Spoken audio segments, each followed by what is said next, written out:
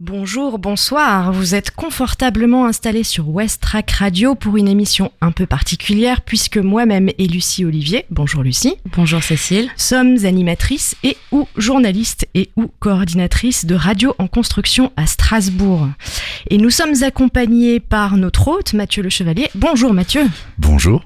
Alors que faisons-nous ici au fort de Tourneville ? C'est simple, le Tetris, salle de musique actuelle du Havre à 2 pas à peine du studio radio, lance régulièrement des invitations à d'autres scènes de France qui amènent leurs équipes et leurs groupes.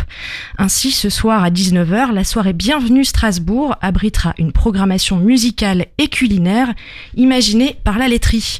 Mais il se trouve que la laiterie a poussé l'expérience en demandant à Radio en Construction de tisser des liens entre nos deux villes. À nous de porter un regard sur le Havre, de le transposer à celui que nous portons déjà sur Strasbourg, à nous de poser un diagnostic sensible, auditif et intime sur cette ville du Havre que nous avons rejointe lundi soir.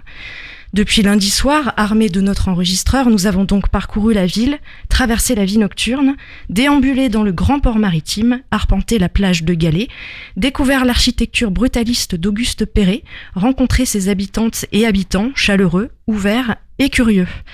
Durant 1 heure, nous croiserons donc 2 expériences sonores de ces 2 villes, Le Havre, Strasbourg, Strasbourg, Le Havre, une ville traversée, l'autre en bout, au bout du bout. Remontons donc le temps de quelques dizaines d'heures. Nous sommes lundi soir le 27 mai et nous arrivons depuis Strasbourg en gare du Havre. Les gares de Strasbourg et du Havre se répondent.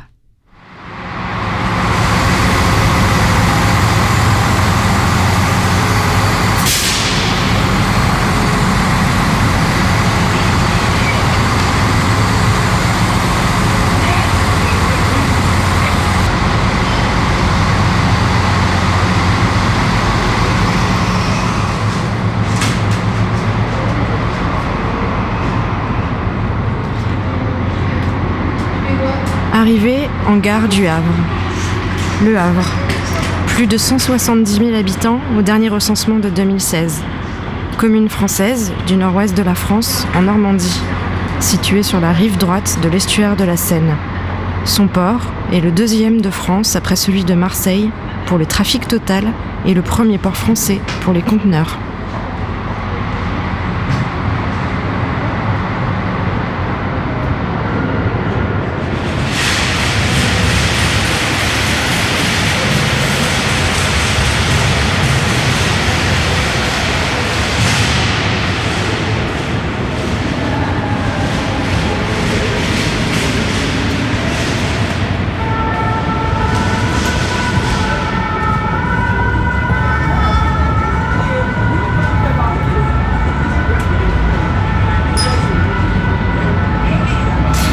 Sur le parvis de la gare du Havre. La ville et le port sont officiellement fondés par le roi François Ier en 1517.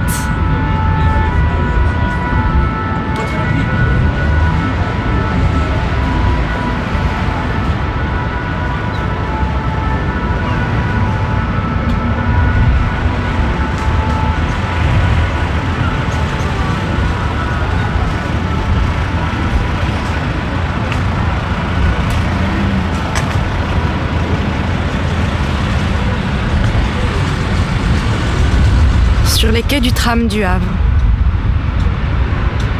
Après les bombardements de 1944, l'atelier d'Auguste Perret entreprend de reconstruire la cité en béton.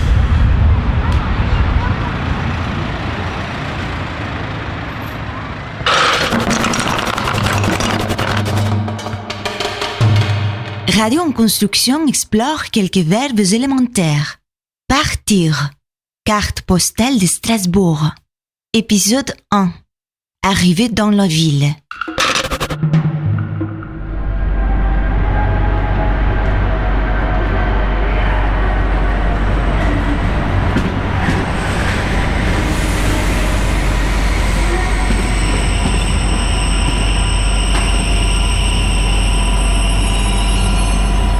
Ça y est, j'y suis arrivée.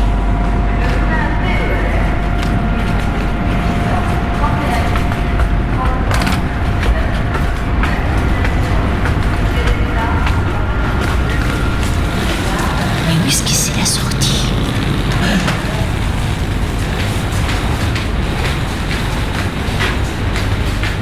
J'ai un rendez-vous dans 5 minutes.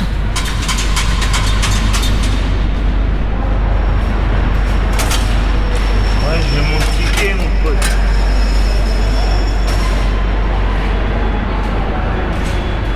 Ok, je pense que je retourne.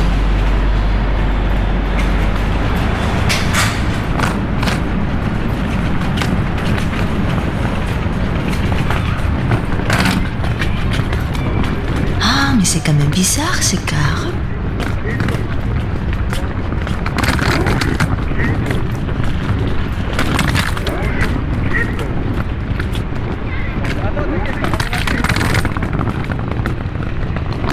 Ah cool, il y a les tramways.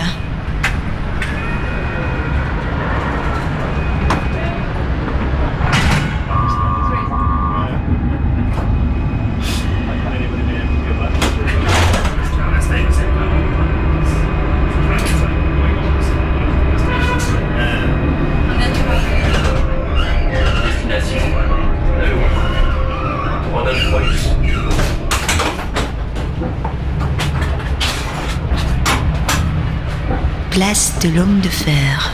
C'est bon.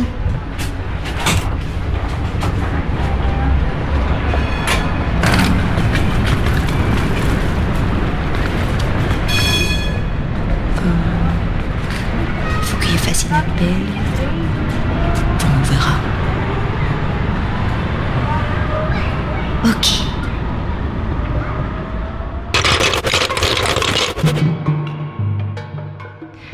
Lundi 27 mai, 20h et des poussières. Le bus nous dépose en ville haute à quelques pas du Tetris. Un belvédère. Le regard va loin sur la ville et s'étale jusqu'au port, jusqu'à la mer. Des collages architecturaux étranges, des toits, l'architecture du Perret, l'église Saint-Joseph, ses murs en béton, côté port, les portiques, deux tours qui s'élèvent. Le Havre, quelle ville est-elle ? Quelle ville sommes-nous, ici ou à Strasbourg ? Pourquoi habitez-vous au Havre ? Parce que mes parents ils sont nés tout simplement. Après je suis parti pas mal de fois mais je suis revenu comme beaucoup d'Havrais en fait. Ouais, la même chose, je suis parti vivre en Lorraine pendant 4 ans, 6 mois en Belgique et en fait je suis toujours revenu et peut-être pour repartir mais pour venir je pense il y a une grande chance. Qu'est-ce qui fait la particularité de cette ville ? L'architecture en premier lieu je pense. C'est aussi une ville qui a les pieds dans l'eau. Ouais. Par rapport à d'autres villes, c'est une ville qui est connue, qui a été détruite à 90% et reconstruite par après, qui a un contexte historique et qu'on n'a pas besoin, même à pied, en bus, tout, en voiture, on est à la mer en pas longtemps. C'est un grand atout. Est-ce que la présence de l'eau change le rapport à la ville ? Pour moi, oui, en tout cas. S'il n'y avait pas l'eau, j'avouerais que je sais pas si je resterais. Ça fait du bien. L'air marin fait du bien. Ouais. Puis tu y es habitué en fait. Je pense que quand tu bouges dans une autre ville, quand t'es à Havrais, qu'il n'y a pas la mer, ça manque quoi. Qu'est-ce qui rend le Havre attachant ? Je pense que c'est la même chose que toutes les villes en fait. C'est le fait d'y avoir des amis, de la famille en fait. Tout simplement, l'attachement des lieux aussi. Mais je pense que c'est pas plus différent qu'une autre ville particulièrement. Je pense pas. Quels sont les atouts du Havre ? Les atouts du Havre.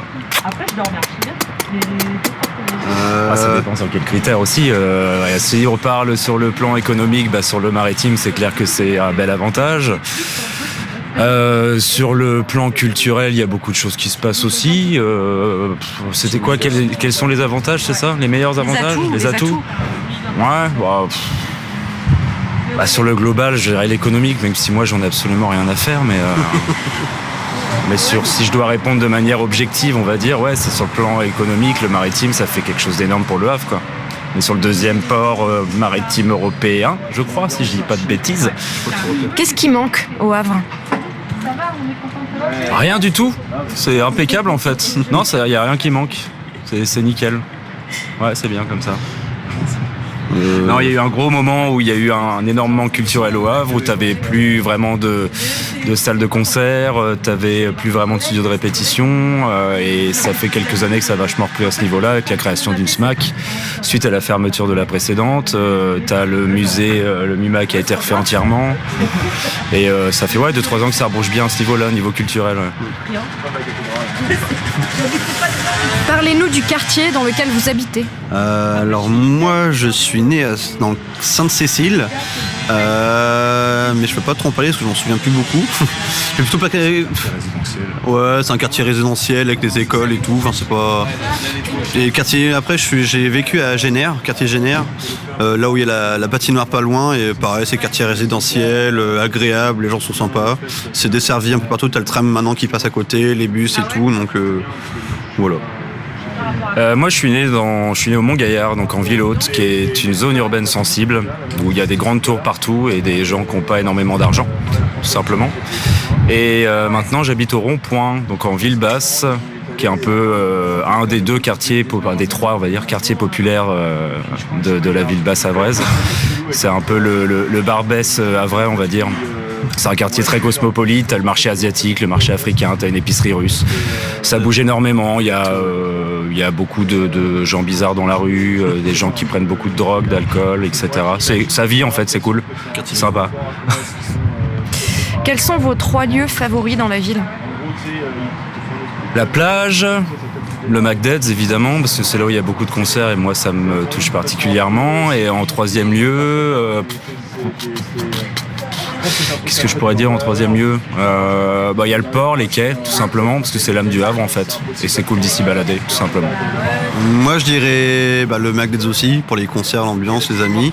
La mer, pour l'air marin, et la forêt de Montjean, parce que j'y cours souvent, et puis j'aime bien côté nature, arbres et tout. Tranquillité. Qu'est-ce qui vous a ému récemment au Havre ?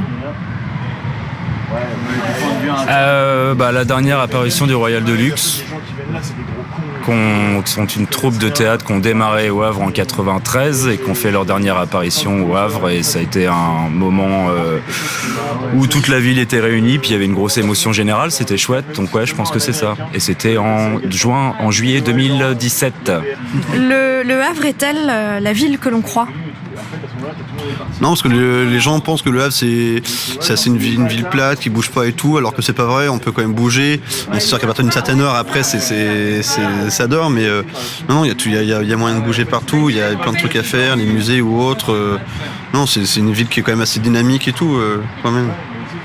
Ça a pas mal repris justement, il y a eu beaucoup d'a priori sur la ville du Havre pendant très longtemps, parce que c'est une ville qui a été pendant des décennies sous le communisme, c'est une ville qui avait rien culturellement parlant, c'est une ville où il n'y avait pas de boulot, c'est une ville qui était grise, qui était faite de béton, donc ça attirait pas forcément les gens, et je reviens au même truc comme pour la culture, ça fait quelques années que ça redémarre justement, notamment dû aux 500 ans du Havre, où il y a eu beaucoup de trucs qui ont été faits dans la ville.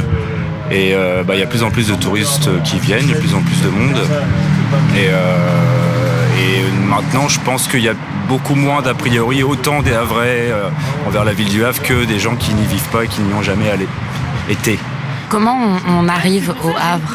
Parce que nous, on est arrivé en train, mais apparemment, il y a des manières plus intéressantes d'y arriver avec des ponts. Des odeurs, des sons, des choses à voir. C'est sûr que quand tu prends le pont de Normandie, le Havre tu le sens direct. Il n'y a pas à dire, tu quittes la campagne, tu arrives au Havre, tu sens les odeurs, tu fais ça sent la petite pollution, ça sent le Havre quoi. Il n'y a pas à dire là-dessus par rapport au pont en tout cas. Tu peux aussi arriver au Havre par la mer. Tu auras aussi les odeurs, mais c'est juste une voie différente. Ouais, quand tu arrives au Havre en voiture, de toute façon, le premier truc que tu as effectivement, c'est tu passes les ponts. Tu passes le panneau du Havre et la première chose que tu vois, c'est la zone industrielle.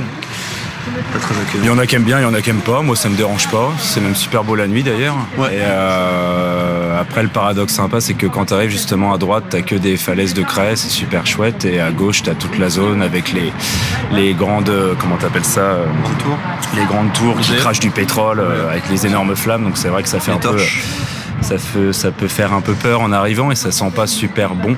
Mais il y en a qui aiment bien, il y en a qui aiment pas. Voilà. C'est pour ça qu'après, une fois arrivé à la mer, du coup, ça sent meilleur. Le mot de la fin pour décrire le Havre ? Béton. Perret, ouais, béton. Ouais. Moi, j'ajouterais béton et vent. Oui, vent aussi, ouais. Ouais. Ça, c'est une marée aussi. J'ai dit aussi, ce qui est bien au Havre, c'est que tu peux avoir toutes les saisons en une journée. En fait, imaginons le matin, il peut pleuvoir, tu sais que tu as la marée qui va arriver au midi et tout, tu peux être sûr que la marée va dégager le nuage et tu auras le soleil après, quoi. Ça, c'est vachement intéressant aussi. Voilà.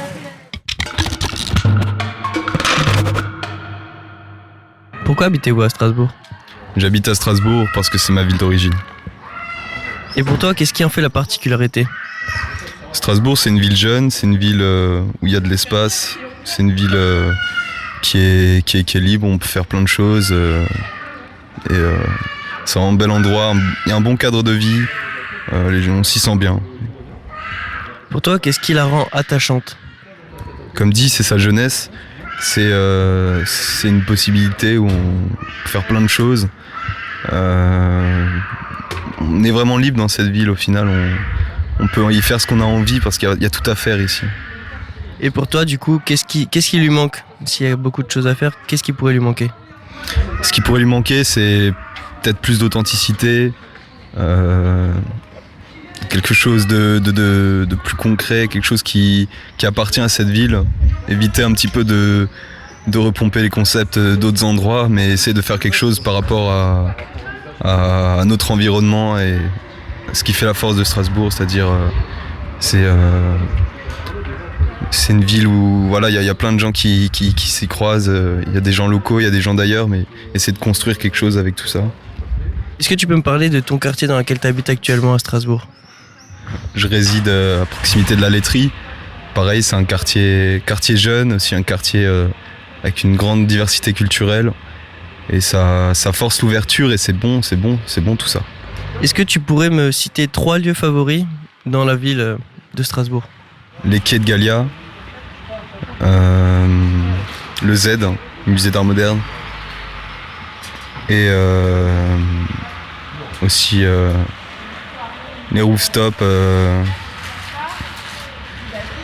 à quartier laiterie aussi. Qu'est-ce qui t'a ému récemment à Strasbourg ? Est-ce qu'il y a un événement auquel tu as été touché ? C'était les attentats de Strasbourg, ça a réveillé les gens quoi, sur la triste réalité aujourd'hui.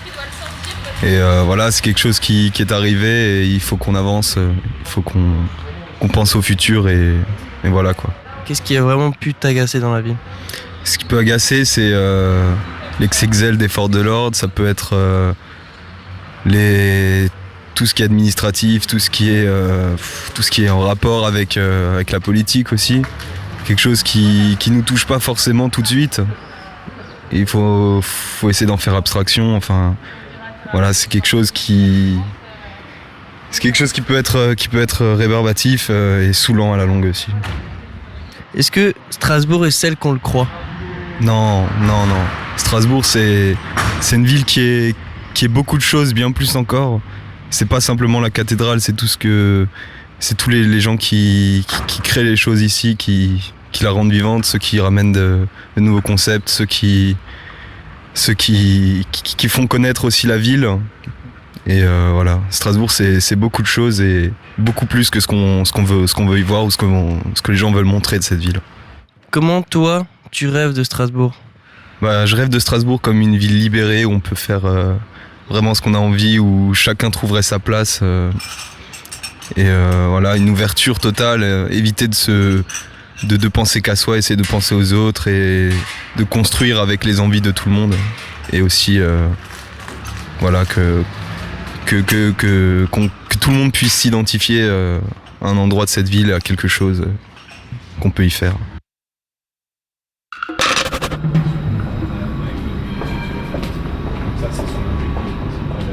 Alors Sophie, pourquoi habitez-vous à Strasbourg ? En fait, moi, je suis arrivée un peu par hasard ici et c'est une ville qui me plaît beaucoup, dans laquelle vivent mes enfants aussi. Donc, moi, je me sens bien ici. Qu'est-ce qui fait pour vous la particularité de cette ville ? Son architecture, sa douceur de vivre, enfin, tout le centre piétonnier, le fait qu'il n'y ait pas trop de voitures à l'intérieur. Pour vous, qu'est-ce qui la rend attachante ? Je pense que c'est l'architecture, les fleurs, l'été, le côté fleuri, le côté... je pense que c'est ça.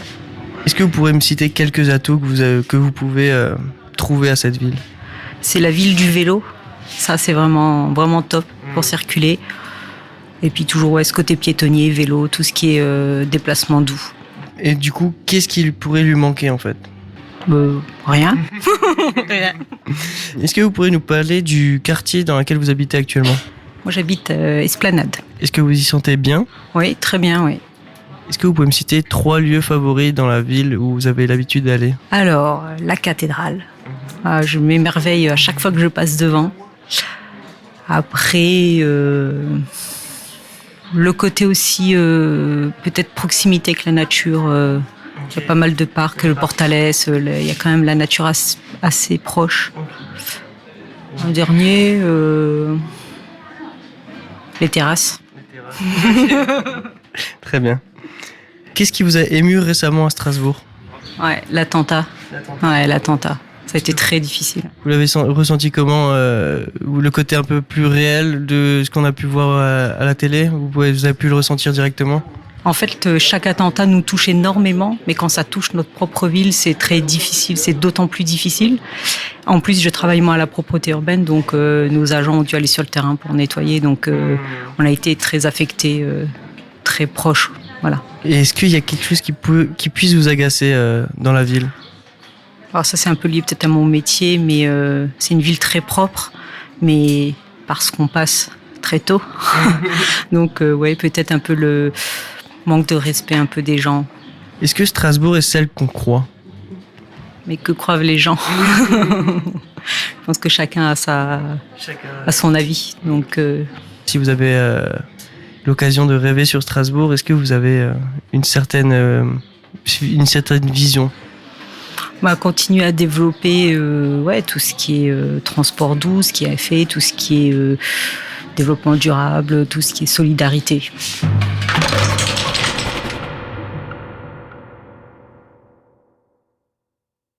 Lundi 27 mai, 21h. Nous descendons vers la ville basse, vers le centre-ville, à peine aperçu à l'allée. L'hôtel de ville se découvre devant nous. Son horloge massive nous indique que l'aventure ne fait que commencer. Les fontaines murmurent, en face, 2 tours de Perret et le vent qui souffle entre elles. À droite, au bout de la rue, la mer. Que raconte le centre-ville du Havre ? Que raconte le centre-ville de Strasbourg ? Alors, pourriez-vous décrire le centre-ville du Havre ? Le Havre est une jolie ville maintenant. C'est facile d'y vivre. Donc là, vous avez la mairie. C'est surtout les immeubles Perret qui sont importants. Vous les avez là. Vous avez l'avenue Foch, qui est une belle avenue. La route de Paris. Vous découvrez au fond de la route de Paris les cubes qui datent des 500 ans du Havre. Après, vous avez une belle plage qui n'est pas très loin. Et c'est surtout ces jets d'eau. Et voilà, à peu près la direction du centre-ville du Havre, qui est quand même un centre commerçant. Alors dans le centre-ville du Havre, moi je circule uniquement à vélo. Ce que j'aime beaucoup, c'est les grands espaces et la capacité qu'on a en tant qu'usager de cette ville à pouvoir se déplacer très très facilement. Et puis c'est une ville, comme vous l'avez remarqué, qui est un peu particulière. Elle n'a pas vraiment de centre, elle a plusieurs centres. Et c'est vrai qu'on a le sentiment d'être dans un ensemble d'espaces comme ça qui communiquent les uns avec les autres grâce à des artères. Et ça, c'est vraiment, je trouve, pour les piétons et les cyclistes, un vrai plaisir que de vivre au centre-ville pour cette raison-là, entre autres. Le problème, je trouve, du Havre, c'est qu'il n'y a pas vraiment de centre-ville à proprement parler. Après, ça dépend de vos goûts. Il y a des musées, il y a André Malraux, par exemple, à visiter. Ça peut être intéressant. Faire, par exemple, le tour en bateau pour visiter le port, ça, c'est aussi une activité qui est plutôt chouette. Vous avez un cinéma d'art et essai, mais c'est pas vraiment au centre-ville, qui se trouve vers la gare.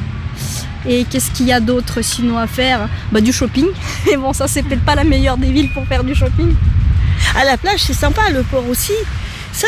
Par contre, ça c'est très vivant. Mais le centre-ville, ça c'est de la reconstruction, c'est Perret, c'est superbe. Pendant longtemps, on disait que c'était soviétique. Mais bon, maintenant, c'est très couru. Du fait que c'est classé au patrimoine mondial de l'UNESCO. Donc le regard a changé. Mais après, le regard a changé, mais c'est toujours aussi grand et pas très fréquenté. Là, il y a du monde. Quand il y a les paquebots, alors là, il y a du monde partout. Ce qui est super sympa. Voilà. Parce que c'est une ville agréable. C'est une ville agréable. Moi je trouve, j'y vis depuis longtemps, en plus j'habite près de la mer, je fais cette avenue plusieurs fois par jour et même en hiver c'est super. Et je crois que la mentalité des Havrais a changé avec la transformation du Havre. Ah bon ? Oui, ils sont moins, si vous voulez, comment dirais-je, moins en dedans d'eux. Si vous voulez. Ils s'expriment beaucoup plus avenants, je vois, avec les paquebots qui viennent. Certaines personnes vont au-devant pour leur demander s'ils trouvent les endroits où aller. Ils sont plus prévenants, si vous voulez. Est-ce que vous diriez que ce centre-ville est beau ? Et pourquoi ? Moi j'habite à 200 mètres de là. J'ai connu, vu mon grand âge, j'ai connu l'ancienne ville, mais si vous voulez, ça n'a rien à voir. Les gens ont été un peu surpris, ils prenaient ça pour une cité moscovite un peu. Alors que maintenant, vous voyez, là on a enjolivé ici un beau square. Ça agrémente, si vous voulez, le ciment. C'est ça l'avantage.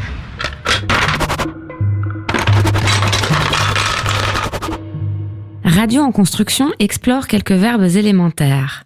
Regarder.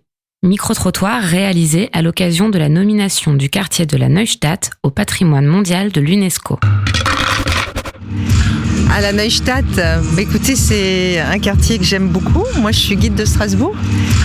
Et donc, j'aime beaucoup ce quartier.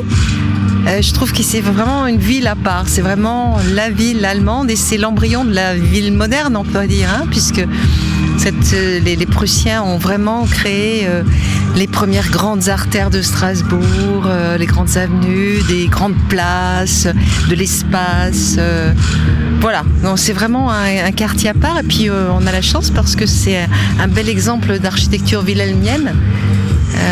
Et je pense que ça a beaucoup joué dans le choix, justement, dans la classification, puisqu'on a des immeubles de ce type dans les villes allemandes, mais là on a un véritable ensemble qui a pu être conservé. Alors la Neustadt, qu'est-ce que je pense de la Neustadt ? En fait ça tombe pas mal parce que j'ai habité 3 ans dans cette rue. Donc je peux en parler un peu en connaissance de cause. C'est un beau quartier, mais qui est globalement un peu mort. Ça manque un peu d'activité journalière et nocturne, quoi. Mais sinon, c'est assez plaisant d'y vivre. C'est effectivement un très beau quartier, c'est vrai. Mais en fait, on le redécouvre à l'occasion de l'événement. Parce que je disais tout à l'heure à mon épouse que je connais quand même Strasbourg, mais j'avais oublié que ça s'appelait la Neustadt. Par contre, ce que nous savions, c'est que c'est construit par les Allemands. C'est un quartier qui a son histoire, même de par les époques, les siècles qui passent. Il suffit de faire quelques mètres pour déjà avoir la synagogue. Dans l'autre sens, on a place Broglie, place Brandt, enfin bon. Et à chaque fois, les monuments ont une âme. Donc oui, je pense que c'est un très beau quartier. Ouais.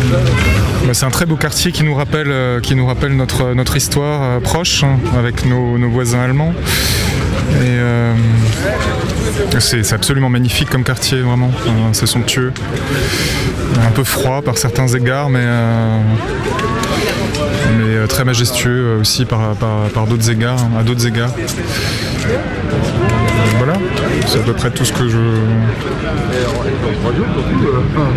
Ouais, et puis il y a une histoire, ouais, il y a vraiment une histoire autour de ce quartier, et puis des traités, du premier traité international de navigation aussi, qui a été signé dans ce bâtiment-là, il me semble. Donc c'est un peu le reflet du bassin rhénan dans lequel on vit, et qui est une zone très très prospère depuis très longtemps et on a la chance d'y habiter en fait. Et de pouvoir profiter de cette architecture-là, mais aussi de toute cette culture et de cette richesse. Mardi 28 mai, 15h20. Ma logique citadine me pousse à penser que le port se trouve dans le prolongement de la plage. Erreur. Revenir sur nos pas. Trouver les bus 8A ou 8B qui sont les seuls à s'arrêter, mais sur demande, dans la zone ouverte du port. Valérie, chauffeuse du bus 8B, nous trimballe. Nous sommes seuls dans son bus. Elle nous offre une visite guidée, personnalisée et improvisée du grand port maritime du Havre. 10 000 hectares où nous croiserons aussi, par hasard, Jean-Michel de la capitainerie du port. Au syndicat des dockers, on refusera de nous raconter ce port. Nous aurons fait sans celles et ceux qui, engagés, ont récemment dérouté une cargaison d'armes. Reste que le port du Havre est vaste, certaines de ces zones sont inaccessibles, mais tant de choses à voir. En fait, rien à voir avec le port du Rhin à Strasbourg. Bonjour. Alors, qui êtes-vous ? Alors, je suis Valérie, conductrice de bus chez Flexilia. Et que faites-vous ici ? Je transporte des personnes sur la zone portuaire. Et que se passe-t-il ici ?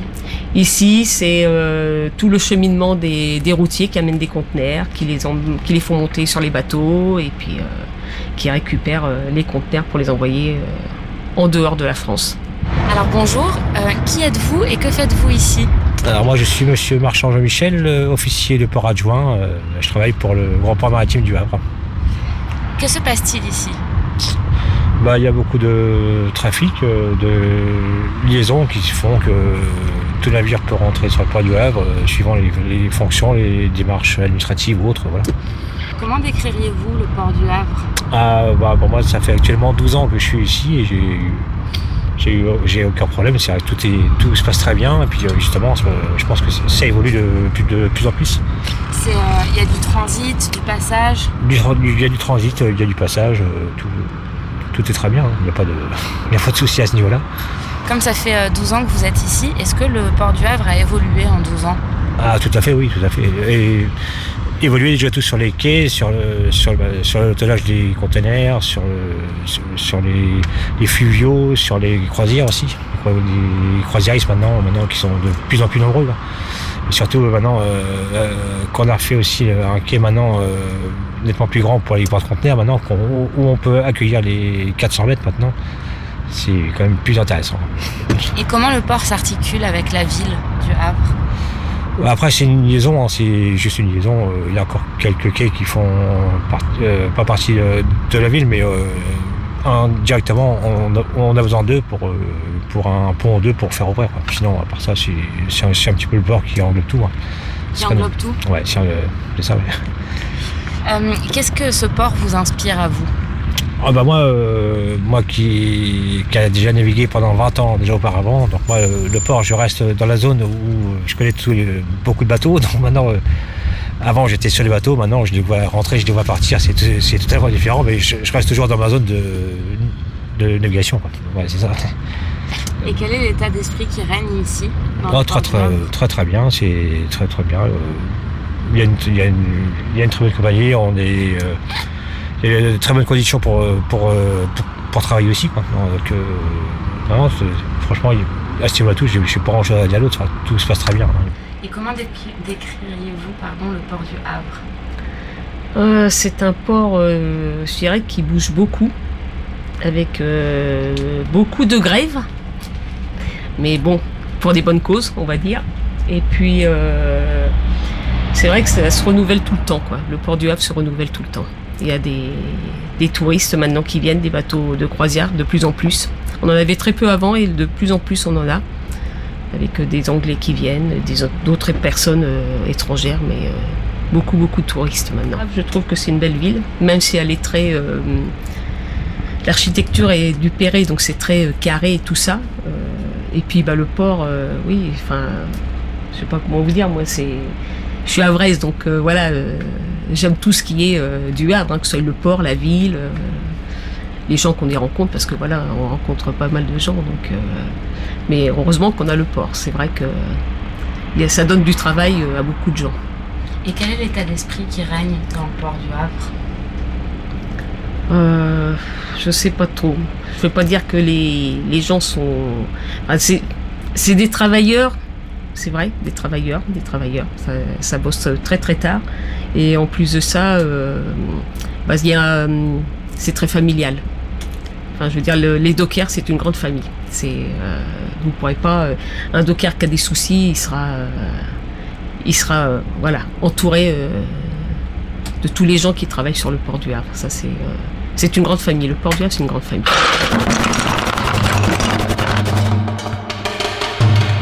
Radio en construction explore quelques verbes élémentaires. Habiter. Comment décrivez-vous votre quartier ? Micro-trottoir au port du Rhin. Bonjour, je m'appelle Diaby Guillaume et je suis médiateur culturel pour l'association Au-delà des ponts sur le quartier du Port du Rhin. Le quartier du Port du Rhin, c'est un petit quartier un peu enclavé dans Strasbourg et c'est ma foi assez convivial, c'est un peu spécial.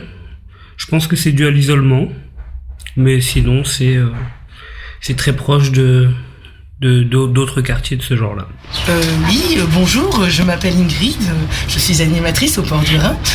Je suis animateur du secteur adolescent et jeunes adultes. Moi personnellement, habitante du Port du Rhin depuis toujours et je travaille au Comorin. C'est l'épicerie du quartier qui a réouvert depuis 1 an et demi. Je m'appelle Bernard, j'ai 72 années. Je suis né ici au Portant. C'est un quartier fleuri et tout. Il y avait des baraques, il y avait tout. C'était vraiment quelque chose de très très beau. Il y avait 11 restaurants ici. 11 restaurants Portant. Alors, je m'appelle Alima Menesser et je travaille à l'association Au-delà des ponts en tant que coordinatrice secteur enfance, secteur jeunesse.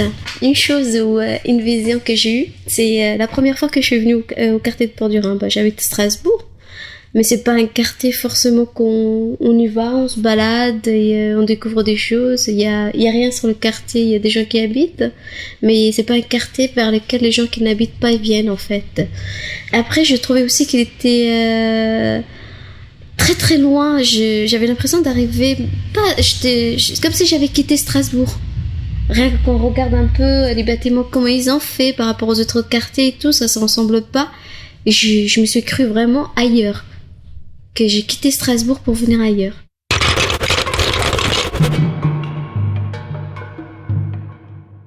Mardi 28 mai, 18h. Nous dirigeons nos pas vers un bar que l'équipe du Tetris nous a conseillé, le McDade's. Table en bois, odeur de bière, affiche de concert. Ici, quand on te dit salut une fois, on te dit salut à chaque fois, nous informe-t-on. 18h, l'heure de l'apéro à Strasbourg, l'heure de l'apéro au Havre. À quelle heure débute l'apéro au Havre ? Alors, généralement vers 18h, vu que c'est l'heure où on ouvre, ici au McDade's. Est-ce qu'il y a un endroit idéal pour boire l'apéro ? Hormis le McDade's, moi j'allais citer le McDade's, mais sinon il y a aussi il y a plein de bars, il y a l'Otari, la Petite Rade, il y avait le 50's fut un temps, mais principalement là c'est la Petite Rade et le McDade's les mieux. Quels sont les ingrédients pour un apéro havrais réussi ? De la bière, j'imagine, des copains et du saucisson peut-être. Qu'est-ce qu'on se raconte à l'apéro au Havre ? Qu'est-ce qu'on se raconte ? Les conneries qu'on a fait la veille. Parce que le Havrais est très friand de faire des conneries, je pense. Quoi comme conneries par exemple ? Quoi ? Oh, ça peut être assez vaste, hein, mais comment je peux dire ça correctement maintenant que je me suis mis dans ce guépier ? Ouais. Je sais pas, le Havrais boit, il crie, il parle fort et le lendemain il débriefe sur tout ça, quoi. En quoi l'apéro raconte-t-il un art de vivre havrais ?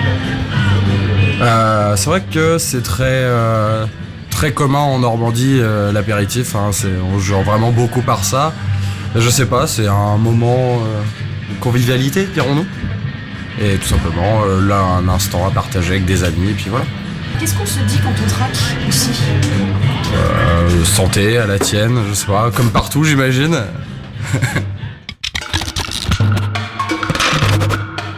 À quelle heure idéalement tu débutes un apéro à Strasbourg ? Strasbourg en général, vers 18h quand on commence les happy hours. Est-ce que tu as un endroit idéal ? Oui, j'ai un petit QG, le Télégraphe. Et quels sont les ingrédients pour un apéro strasbourgeois réussi ? Plusieurs ingrédients, je dirais d'abord de bons amis, ensuite de la bonne bière, un peu de musique et du soleil. En quoi l'apéro raconte-t-il un art de vivre strasbourgeois pour toi ? Alors c'est vraiment, je pense, un rapport à la bière. Pour avoir vécu dans d'autres villes de France, je pense qu'il y a à Strasbourg, il y a vraiment un rapport particulier à la bière. On nous propose toujours plein de bières différentes, à plein d'endroits, partout. Strasbourg, c'est la bière. Et qu'est-ce qu'on se dit quand on trinque ? Tching ! Qu'est-ce qu'on pourrait se raconter à l'apéro ? À l'apéro, on se raconte plein de choses, mais je pense que ça dépend un peu de quel moment de l'apéro on se trouve. Je pense qu'au début, c'est toujours un peu tranquille et à la fin, ça part toujours dans de grandes discussions philosophiques. D'où le plaisir de l'apéro vient-il, à ton avis ? De l'alcool ? Et un apéritif réussi, au final, c'est quoi ? C'est un apéritif avec ses amis et puis... qui se finit bien. Qui se finit bien, c'est-à-dire, est-ce qu'il y a une suite après ? Est-ce qu'on se dirige vers un endroit ? Bien sûr. Après on sort, on va se déhancher. Midi et soir. On nous aura confié qu'il n'y a pas de spécialité havraise. La Normandie, c'est la crème fraîche, le tourgoule, sorte de riz au lait, la crème fraîche, le cidre, la crème fraîche, le fromage et la crème fraîche. À chaque repas, on peut prendre 2 ou 3 kilos, nous a-t-on dit. Trêve de plaisanterie, qu'est-ce qu'on mange à Strasbourg ? Qu'est-ce qu'on mange au Havre ? Bonjour, je m'appelle Rudy, je suis chef cuistot du Tetris à la cantine du Fort. Qu'est-ce qu'on mange au Havre ? On mange varié, on mange de tout, on mange de tout comme partout en fait. Il n'y a pas vraiment de spécialité régionale en fait au Havre, à part tout ce qui est produit de Normandie, quoi, donc le fromage, mais au Havre, non, il n'y a pas vraiment de plat. Le boudin de Saint-Romain peut-être, mais bon, c'est pas vraiment le Havre.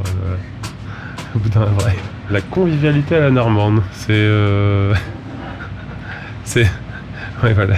Il y en a un qui me fait des signes que c'est l'apéritif, mais j'essaie de trouver un truc un peu autre. Non, c'est ça, c'est de se retrouver autour d'un verre avec... en faisant une petite bouffe chez les copains, voilà. Alors une fois n'est pas coutume, nous reprenons le micro et le plateau et nous accueillons du coup le pendant strasbourgeois de la cuisine. Olivier Meillard, bonjour. Bonjour. Alors vous participez à l'apéro de tout à l'heure, vous avez ramené des spécialités alsaciennes que vous avez revisitées, c'est bien ça ? Oui, on a ramené des spécialités emblématiques de Strasbourg, enfin de l'Alsace, des spécialités à partager qui sont qu'on a l'habitude de manger à l'apéro, effectivement. Qu'est-ce qu'on mange à Strasbourg alors ? Alors on a ramené des tartes flambées qu'on a l'habitude de manger, c'est vrai, des knacks, des bretzels aussi, du bon pain, quelques légumes, voilà, c'est à peu près tout.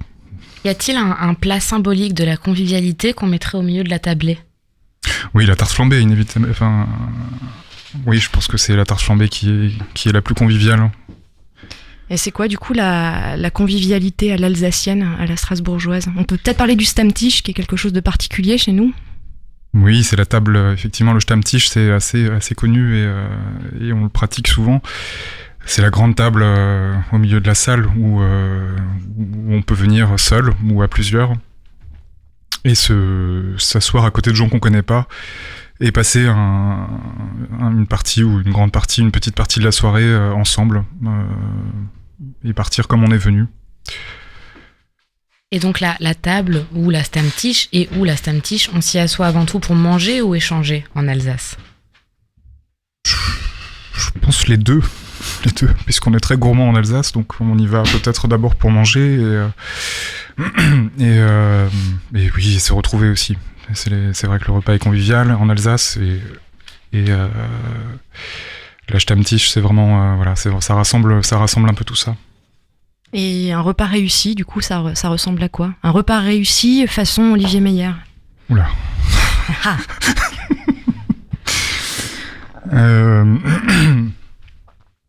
D'abord quelque chose de visuel. Assez fort, assez marqué, et ensuite des goûts, des assaisonnements assez fins, et puis le plaisir de la table, la convivialité, partager, découvrir. Voilà, il y aurait des milliers d'adjectifs que je pourrais ajouter à ça, mais ils sont déjà pas mal comme ça. Mais merci beaucoup Olivier Meyer, on vous retrouve dans quelques minutes dans le hall du Tetris. Et je vous attends avec impatience. Merci Olivier. Mercredi 29, aujourd'hui, dans 10 minutes, les groupes strasbourgeois... Dans 10 minutes. Ouais, 10 minutes. Les groupes strasbourgeois s'apprêtent à jouer au Tetris. On va écouter un petit morceau d'un groupe havrais qui s'appelle Mezzanine. C'est parti. Je me permets juste de glisser que nous attendons Fred de Bravo Brian à l'accueil. D'ailleurs, Fred, si vous nous entendez, attendu au studio de Westrack. Un morceau du groupe Mezzanine, groupe havrais.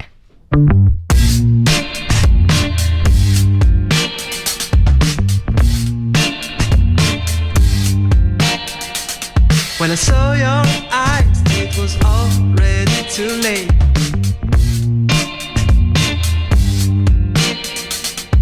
I couldn't turn back, you were moving like a snake.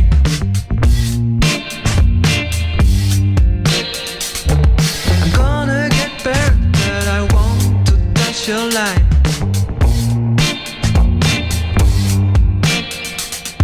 I can't resist, I'm like a butterfly. Let's have a flight together above the trees. Let's have a flight together above the clouds,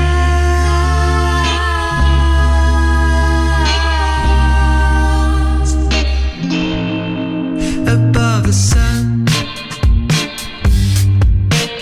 above the sun. I lost my mind, I just want to follow you.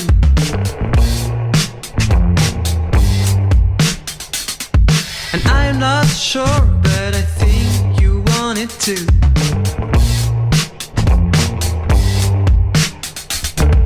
Even if I can't get you high in the sky,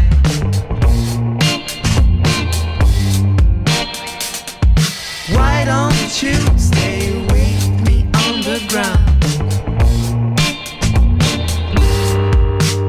Let's have a flight together above the trees.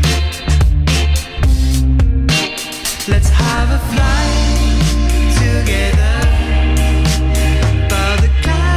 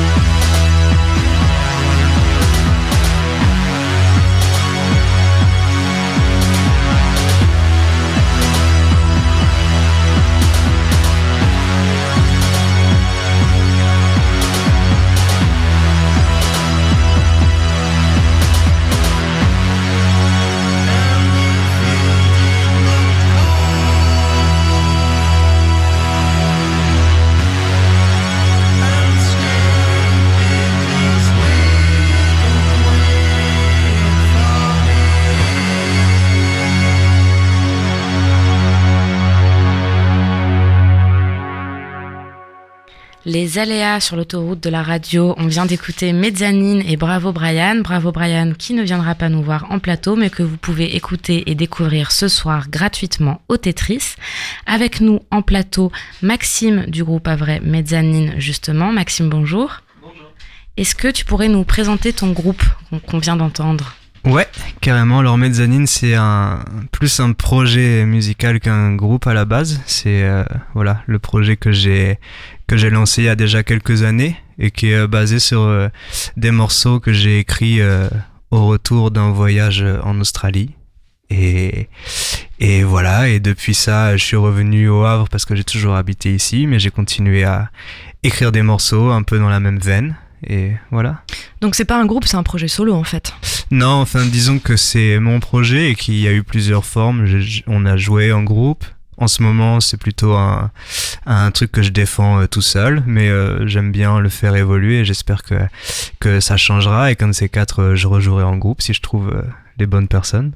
Est-ce que du coup tu as besoin de voyager pour écrire, pour composer, puisque tu parlais d'Australie Oui, je pense que ça m'aide beaucoup. Enfin, disons que l'Australie a été un moment très inspirant et que j'ai trouvé une autre inspiration en rentrant ici, mais ça m'aide en effet beaucoup de voyager, même si c'est pas forcément très loin, mais j'aime beaucoup aller vadrouiller un peu dans la pampa, aller faire un peu du surf dans le Cotentin et tout ça, et c'est des moments qui sont hyper chouettes pour avoir des nouvelles idées de morceaux. Tu n'es pas la première personne qui nous dit que tu reviens au Havre. Il y a plusieurs personnes qui nous ont dit ça. Ouais. Le Havre, on a l'impression qu'on y revient toujours. Tu saurais expliquer pourquoi ? Non. Mais je pense que c'est un vrai truc, ouais. J'ai du moins dans tous mes copains, toute la génération de copains qu'on est, en fait, on est tous très très attachés à cette ville. On la défend bec et ongle. Et du coup, comme tu parlais de voyage, ça nous laisse penser que la musique, enfin en tout cas ta musique est circonstanciée. Est-ce que si, enfin j'imagine que tu essayes aussi de composer ici au Havre. Est-ce que tu composes différemment quand tu es au Havre que quand tu t'inspires de l'Australie par exemple ? Oui, je pense que c'est différent, mais à la fois c'est un peu la même énergie parce que on est au bord de la plage et tout ça. Mais en fait, si j'ai réfléchi bien, j'ai toujours vécu au bord de la plage, même quand j'étais en Australie. Du coup, au Havre, c'est un peu toujours le même contexte, donc ça m'inspire aussi, différemment peut-être, mais c'est la même énergie, carrément. Toujours besoin d'eau, pardon Lucie. Excuse-moi Cécile. Avec nous à la technique quand même Mathieu le Chevalier Mathieu, formidable Mathieu Radio qui est assez bien placé en fait pour parler de la scène musicale locale havraise. C'est vrai. Pourquoi donc ? Tu peux nous expliquer pourquoi tu es la bonne personne d'ailleurs ? Parce qu'en fait dans mes activités en dehors de la radio, effectivement, j'ai durant plusieurs années eu des missions sur justement l'accompagnement, le repérage, le développement de la scène locale havraise depuis à peu près 2012 jusqu'à ce jour. Et c'est vrai que l'histoire du Havre est très liée à une histoire musicale. Enfin, le Havre a été une ville très très rock pendant des années, jusqu'aux années 80 à peu près. Il y a eu une grosse émergence des mouvements rap dans les années 90. Et puis, je trouve qu'à l'heure actuelle, on est dans un beau melting pot où tout se côtoie. Il y a une scène électronique assez jeune au Havre. Je trouve que la scène électronique a pas eu forcément c'est pas implanté très très tôt, mais en ce moment il se passe vraiment des choses sur les musiques électroniques. Il y a les scènes rap qui sont très actives, beaucoup de nouveaux projets très modernes de pop folk, et puis toujours une scène rock quand même assez présente. Donc la scène est plutôt assez florissante. Il y a un grand nombre de groupes, il y a de forts beaux potentiels et puis des très beaux projets musicaux. Adrien, manager du groupe Kaysaria, groupe strasbourgeois qui va jouer ce soir au Tetris, enfin ce soir dans quelques minutes ou quelques temps. À partir de 20h, ouais, je crois. À partir de 20h. Adrien donc vient de nous rejoindre en plateau, sur ce plateau où nous voulons se faire répondre la scène musicale locale havraise et la scène musicale locale strasbourgeoise. Alors, à quoi ressemble justement, on vient d'entendre un peu un aperçu de la scène musicale havraise. Peut-être, Maxime, tu as envie de rajouter quelque chose à ce que Mathieu racontait ? Non, je suis d'accord avec Mathieu. Non, mais j'aurais dit un peu la même chose. En effet, il y a plein de chouettes projets en ce moment et et il y a une activité assez intense au niveau des concerts. On a justement un pub qui fait aussi salle de concert qui s'appelle le MacDeads, que vous connaissez un petit peu apparemment, et dans lequel il y a plein de live tout le temps, et c'est hyper chouette avec plein d'assos qui sont très actives, et voilà, donc ça fait plaisir, ça bouge bien. Adrien, tu pourrais nous parler de la scène musicale strasbourgeoise ? Oui. Super. Qu'est-ce que vous voulez savoir ? À quoi elle ressemble ? Est-ce que, visiblement, il y a quand même une énergie très rock ici au Havre à la base. Est-ce que c'est le cas à Strasbourg ? Comment est-ce que toi tu perçois cette scène-là ? Dans cette diversité, dans ces différences ou ces complémentarités d'ailleurs. Ouais, alors, je dirais pas que la scène strasbourgeoise soit très rock. Je pense qu'elle est très hétéroclite. On a une très grande diversité de styles musicaux qui vont être représentés.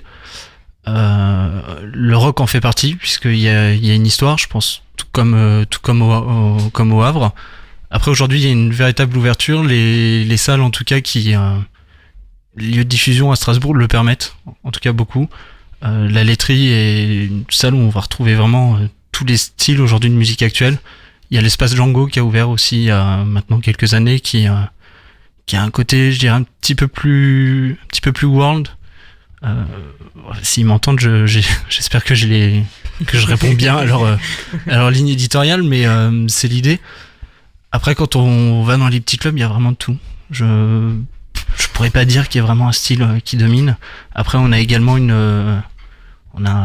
a le conservatoire, il y a l'opéra, de la musique et des congrès, donc c'est vrai que même à ce niveau-là, tout ce qui va être musique savante, classique, c'est très ouvert.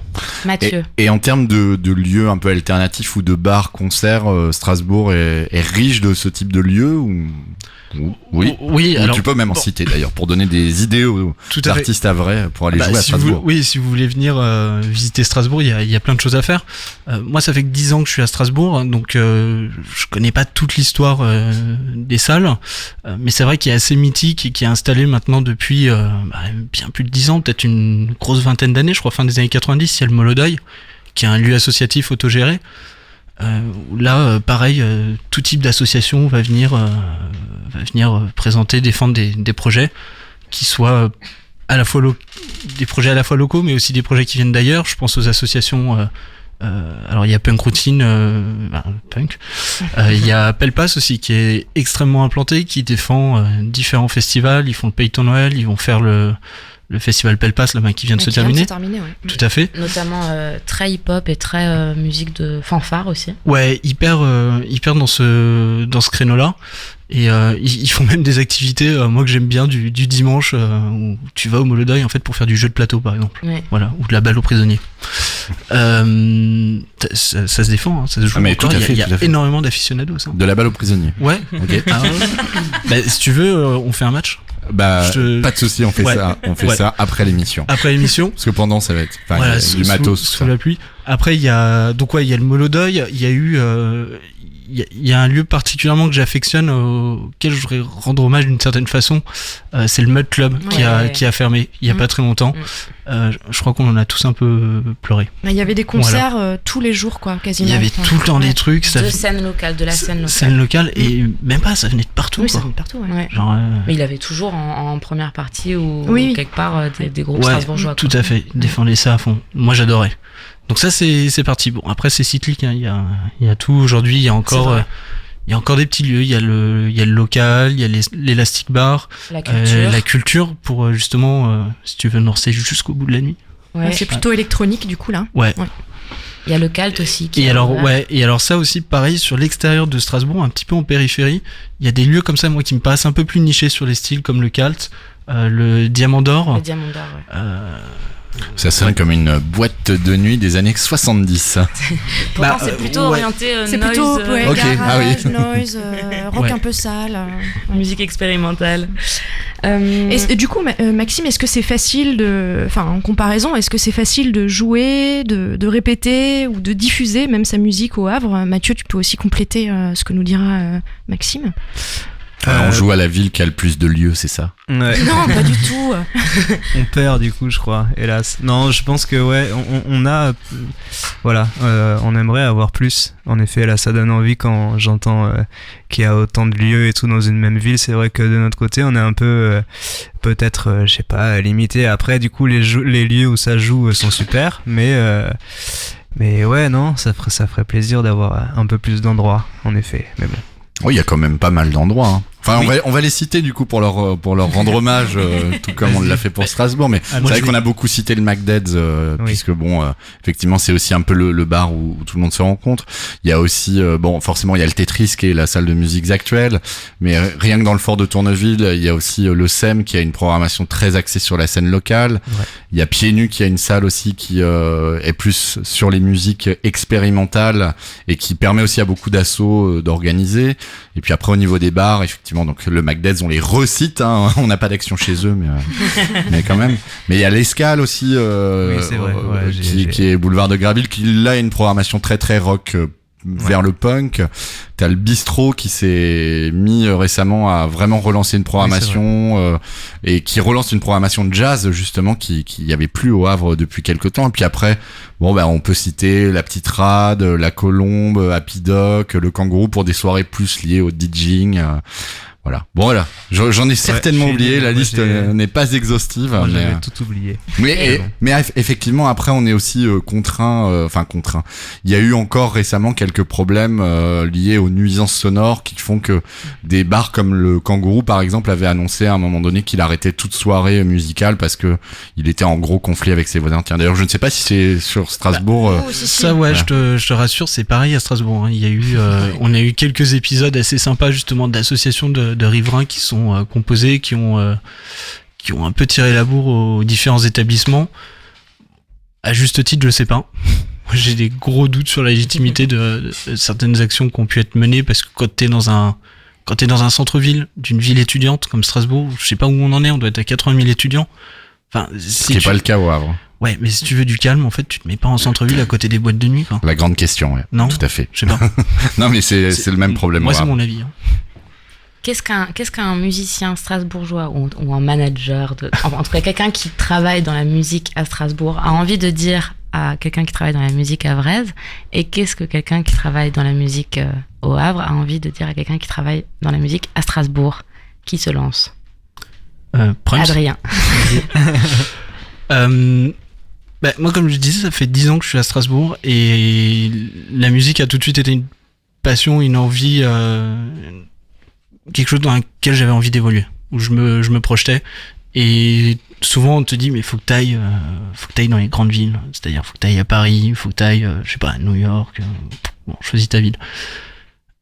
Aujourd'hui, là on parlait des lieux de diffusion par exemple, il y a tellement d'opportunités en fait dans les villes de province. Fais ton trou, fais ta place à cet endroit-là, et puis après tu bougeras comme ça vient. Donc je pense que ce soit au Havre ou à Strasbourg, fais ce que t'as à faire, parce que de toute façon il faut pas rester enfermé juste dans ces petites rues, faut se déplacer, faut aller rencontrer les gens, et c'est hyper important de faire vivre nos villes. Je pense que autant Strasbourg que le Havre l'a prouvé dans l'histoire de la musique, enfin à ses icônes. Nous on avait Bachung, vous avez Little Bomb, enfin il y a de quoi être fier, enfin. On l'est. Ouais, voilà, on n'est pas obligé de venir de Versailles, quoi. Maxime. Non. Je partirais sur un truc un peu similaire. En effet, c'est hyper cool de faire vivre un peu la scène musicale locale, d'être fier des projets qui s'y passent pour que ça joue ici et puis l'exporter un peu, et en effet je pense qu'au Havre il y a une bonne dynamique en ce moment et que c'est super cool. Sur ces bonnes paroles de musiciens havrais et strasbourgeois, de personnes qui travaillent dans la musique. Ouais, surtout pas dire que je suis musicien parce que mes groupes vont vous taper sur les mains. En tout cas, merci Adrien, merci Maxime. La soirée de concert de Bienvenue Strasbourg a commencé. avec La Lune, Bravo Brian, Kaisaria, Léopard Da Vinci, groupe strasbourgeois invité par la laiterie Artefact ici au Tetris, au cœur de ce fort érigé au sommet de la ville. C'est là que tout a commencé, avant-hier, alors que Cécile et moi sortions du bus. Nous tournions la tête vers la droite et le Havre s'étendait et s'offrait à nos yeux. Au fond, la mer, là une église, ici le port. Cette ville, nous l'avons intensément arpentée, mais trop peu cependant pour satisfaire l'attachement qu'elle a aussitôt suscité. Oui, le Havre, ville de béton et de vent, nous a conquises. Par son architecture d'abord. Auguste Perret ne fait pas l'unanimité, mais il est difficile de rester indifférent aux fiers bâtiments qui se dressent dans la ville comme pour tutoyer ou faire un pied de nez au vent et aux marées. Cette fierté, on l'a retrouvée chez les Havraises et les Havrais qui ont accueilli nos questions et notre micro parfois imposant avec une simplicité toute amicale. Ce que nous retenons du Havre, les cris de ces mouettes, un port impressionnant, une salle de musique actuelle effervescente où les conteneurs continuent de se promener, et surtout des habitantes et habitants chaleureux, spontanés et bienveillants. Merci au Tetris d'avoir invité Strasbourg, la laiterie et Radio en Construction. Merci à Charline, Mehdi, Pauline et l'équipe du Tetris pour l'accueil. Merci à Mathieu, Bastien, Tiffaine et l'équipe de Westrack Radio pour l'émission. Merci à Valérie, aux McDades et aux Havraises et Havrais qui ont parlé de leur ville dans nos micros. On remercie encore Cécile à l'animation, Mathieu de Westrack à la technique et à l'animation aussi. Pour celles et ceux qui souhaitent réécouter l'émission, elle sera rediffusée sur Radio en Construction à Strasbourg, sur la FM 90.7 et sur le web www.radioenconstruction.com. Le dialogue entre le Havre et Strasbourg continue donc en musique, et qui mieux que Mathieu Le Chevalier, justement, instigateur des soirées Bienvenue au Tetris, pour lancer cette soirée. Mathieu, c'est à toi. Eh bien, venez tous au Tetris à partir de maintenant et dépêchez-vous parce que là, vraiment, actuellement, c'est le pot. Alors, c'est Strasbourg qui propose justement des spécialités locales et qui les offre gratuitement au public havrais, et ça va pas durer toute la soirée. Donc, dépêchez-vous de vous rendre au Tetris, et les concerts démarreront à partir de 20h. D'ailleurs, ça joue peut-être même déjà en before dans le bar. La Lune a commencé à 19h, ouais. Donc voilà, c'est super. Et juste pour dire que les soirées Bienvenue, c'est la 11e, si je ne dis pas de bêtises, la 11e ville qu'on invite. Et que le but, justement, c'est de faire des croisements et de voir ce qui se passe dans d'autres villes, et en fait permettre aussi aux groupes qui sont un peu comme ça sur le territoire et aux salles de circuler. Donc en tout cas, c'est la première fois qu'on fait un projet qui couple aussi une radio locale, et ce fut très riche. J'espère que nous renouvellerons l'expérience avec vous et peut-être avec d'autres radios. D'autres radios aussi. Merci Mathieu. Merci à tous.